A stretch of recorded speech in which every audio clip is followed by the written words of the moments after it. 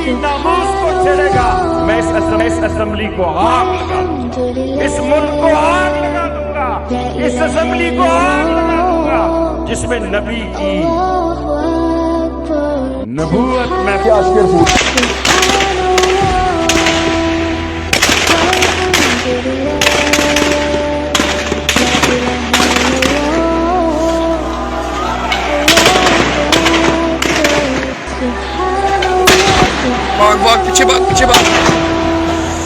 Class से लोग नहीं है। क्या लीड क्लास से अगर लोग होते तो यकीनन इस वक्त तक ह्यूमन राइट एक्टिविस्ट जो हैं वो मैदान में होते कि इनके खिलाफ जुल्म क्यों करें, आप इनके खिलाफ जो हैं वो डालते हैं वहाँ पे केस लेके जाएं। लेकिन ये बिल्कुल भी नहीं हो सकता कि आप जो है वही तहरीक लब्बैक के लोगों के अगेंस्ट हैं। उसकी वजह यह है कि वो सास भी कभी बहू थी। एक आपको वीडियो दिखाता हूँ बड़ी इंटरेस्टिंग। हम पहले ये समझ रहे थे। अस्सलाम वालेकुम नाजरीन, मैं हूँ सियाब अहमद अब्बासी। आज जिस मौजू पे हम बात करेंगे वो ये है कि सास भी कभी बहू थी।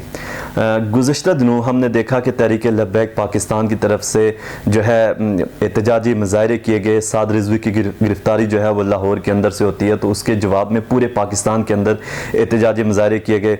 उसमें कुछ जो हैं पुरतशद्दद वाक़यात भी सामने आते हैं। कहीं पे पुलिस वालों पे जो है तशद्दुद भी किया गया और कहीं पे हमें यूँ भी नज़र आ रहा है कि पुलिस ने भी लाठीचार्ज किया, वहाँ पे जुल्म किया।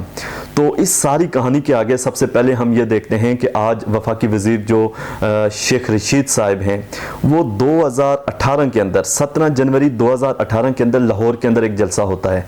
उसके अंदर वो क्या कहते हैं, उससे पहले हम ये वीडियो देखते हैं शेख रशीद साहब का ये बयान, उसके बाद हम इस पर बात करेंगे। मैंने इस सारी कौम को नामूस रसालत का मसला बताया कि नवाज शरीफ अमरीका पाकिस्तान में मौलवी लेटा हुआ था, पाकिस्तान में मौलवी ने वोट डाला हुआ था, ये गुनाहगार खड़ा हुआ। तू रसूल की नामूस को छेड़ेगा, मैं इस असेंबली को आग लगा दूंगा, इस मुल्क को आग लगा दूंगा, इस असेंबली को आग लगा दूंगा जिसमें नबी की नबूवत महफूज नहीं। मैं अपना असेंबली से इस्तीफा देता हूं। मैं से असेंबली पे 1000 मर्तबा लानत भेजता हूं, लानत भेजता हूं, लानत भेजता हूं, लानत भेजता हूं ऐसी जमहूरियत पे, लानत भेजता हूं ऐसे वजीर आजम पे, लानत भेजता हूं ऐसे चीफ मिनिस्टर पे। इस्तीफा दो, बाहर आओ, लाठी उठाओ, नेज़ा उठाओ। नाज़रीन, जैसा कि आपने इस वीडियो में देखा कि शेख रशीद साहब जो बरमला ये कह रहे हैं कि जलाओ, गिराव करो, निकलो, और फिर वो कह रहे हैं कि मौलवी पाकिस्तान के अंदर सोया हुआ था, उसको जगाने वाला मैं हूँ, ताफ़िज़ नामूस रिसालत पे पहरा देने वाला मैं हूँ।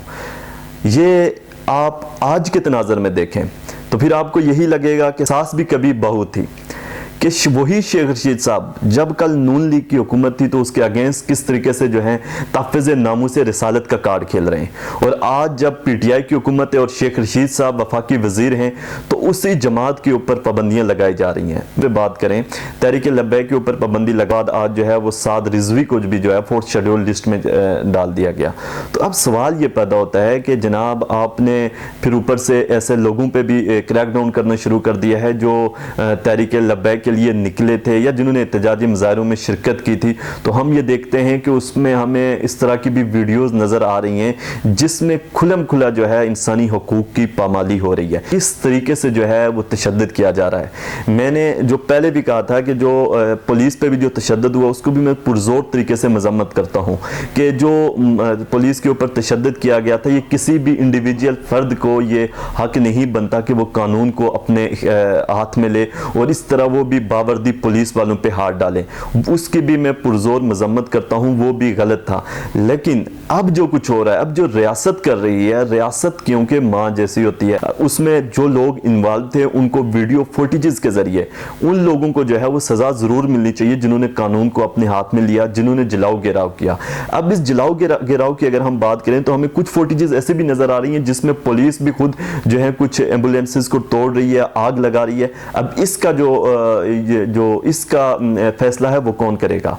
फिर दूसरी तरफ अगर आप बात करते हैं कि तहरीक लब्बैक को फंडिंग देने वालों को भी आप जो है आपने उनके खिलाफ भी क्रैकडाउन करने का ऐलान किया, तो फंडिंग कहाँ कहाँ हुई, किस जगह पे हुई, ये वफाकी वजीर शेख रशीद भी अच्छी तरह जानते हैं कि इस जमात को जब लॉन्च किया गया था, उस जमात के लॉन्च होने के बाद किन लोगों ने कहाँ पर फंडिंग की, ये मुझसे बेहतर वो जानते हैं। क्या उनके खिलाफ भी वो कार्रवाई हो सकेगी।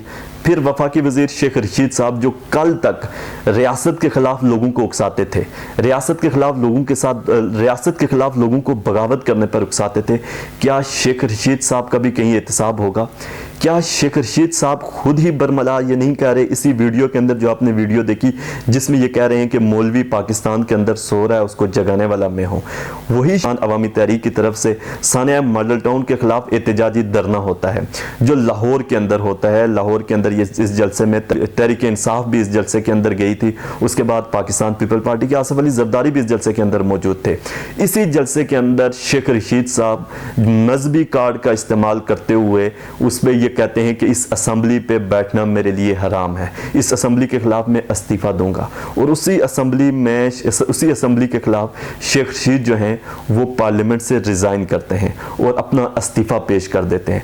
अब सियासत में आप लोग जब खुद मजहबी कार्ड को इस्तेमाल करते हैं और मजहब के नाम पर आप मुनाफकत करते हैं, आपकी मुनाफकत की हद तो ये थी कि जिस वक्त आपने का ऐलान किया तो उसके बाद कुछ ही दिनों के बाद, क्योंकि गवर्नमेंट को अल्टीमेटली 5 ईयर्स कंप्लीट होने वाले थे, कुछ ही माह रह गए थे, पर शेख रशीद साहब मीडिया सेविंग, अपने आपको फेस सेविंग के लिए, मीडिया से बचने के लिए शेख रशीद साहब वहां से तबीयत की खराबी का ऐलान करते हैं कि मेरी तबीयत खराब है। उसके बाद कुछ दिनों के लिए शेख रशीद साहब दुबई चले जाते हैं। शेख रशीद साहब आप अगर जो मुनाफकत करते हैं, जो मुनाफकत आपने कल की थी, ये मुनाफकत आज आपके सामने आ रही है।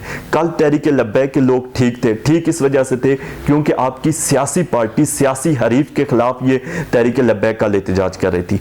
आज जो है वो तहरीक लब्बैक आप ही के पार्टी के खिलाफ जो है एहतजाज कर रही है, या उसका मकसद जो है वो हुजूर सल्लल्लाहु अलैहि वसल्लम की नामूस रिसालत के लिए एहतजाज कर रही है, लेकिन आज जो है आप तहरीक लब्बैक के ऊपर पाबंदी लगा रही हैं। जब पहली दफ़ा खादम हुसैन रिजवी साहब का फैज़ाबाद के अंदर धरना हुआ था, तो उस वक्त मैं खादम हुसैन रिजवी का मैंने इंटरव्यू किया था, जिसके अंदर खादम हुसैन रिजवी से मैंने पूछा था, क्योंकि उस वक्त मीडिया पे शुरू के दिनों में पाबंदी थी, तो मुझे खादम हुसैन रिजवी के साथ मिलने का चांस मिला और वहाँ पे मैंने उनसे इंटरव्यू लिया। और जब मेरी उनसे इस मौजू पर गुफ्तगू हुई थी तो खादम हुसैन रिजवी ने एक ही बात कही थी कि हम आज इस जगह पर बैठे हैं, या हम जो निकले हैं, हमारा मकसद जो है वो नामूस से रिसालत का है, और हम नामूस से रिसालत के लिए जो है किसी भी सूरत जो है कभी कंप्रोमाइज़ नहीं करेंगे।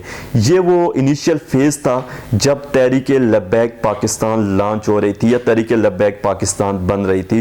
तो उस वक्त जो था खादम हुसैन रिजवी ने, और बरमला उसके बाद खादम हुसैन रिजवी ने अपने तकरीरों के अंदर, अपने जलसों के अंदर इस चीज़ का इजहार भी किया है, जिससे तहरीक लब्बैक को वो तक़वियत मिली कि तहरीक लब्बैक ना सिर्फ खाली लाहौर के अंदर बल्कि पूरे पाकिस्तान के अंदर जो है 3rd लार्जेस्ट पार्टी बनकर उभरी। और सब तो क्या अब इन अवामिल को देखते हुए, या तो तहरीक लब्बैक को जो है आपने अपने मकसद के लिए जब इस्तेमाल करना था तो उस वक्त तक तहरीक लब्बैक ठीक थी, लेकिन आज जब तहरीक लब्बैक का मकसद जो है, उनका जो एजेंडा है, आप उससे आप जो है किसी तरह भी डिसएग्री नहीं हो सकते। तहरीक लब्बैक के लोगों से आप जो जिस तरीके से उन्होंने मुजाहरे किया, आप उससे डिसएग्री कर सकते हैं। शर्पसंद अनासिर हर जगह मौजूद होते हैं, वो शर्पसंद अनासिर जो हैं वो किसी भी मजमे के अंदर या किसी भी जलसे के अंदर या किसी भी इस तरह के एहतजाजी मुजाहरे के अंदर घुसकर तोड़ फोड़ करते हैं। ऐसे शर्पसंद अनासिर को आप ज़रूर आइडेंटिफाई करें, उनके खिलाफ पूरी तरह से क्रैकडाउन होना चाहिए।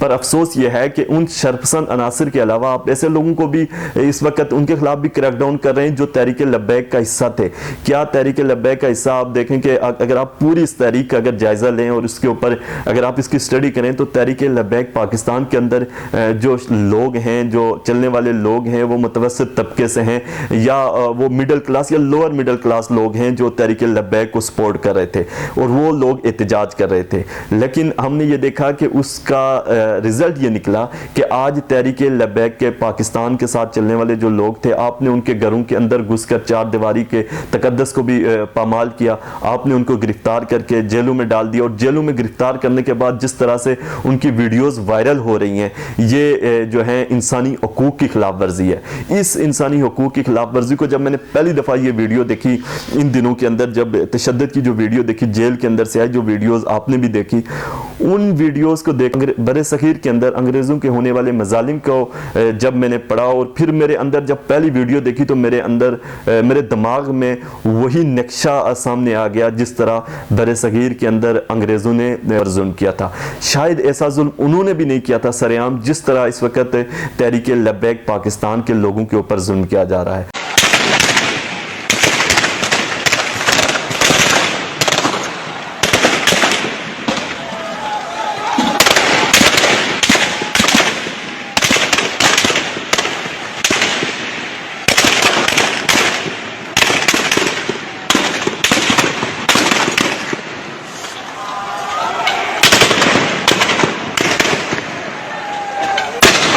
भाग भाग पीछे भाग पीछे भाग पड़ा दे।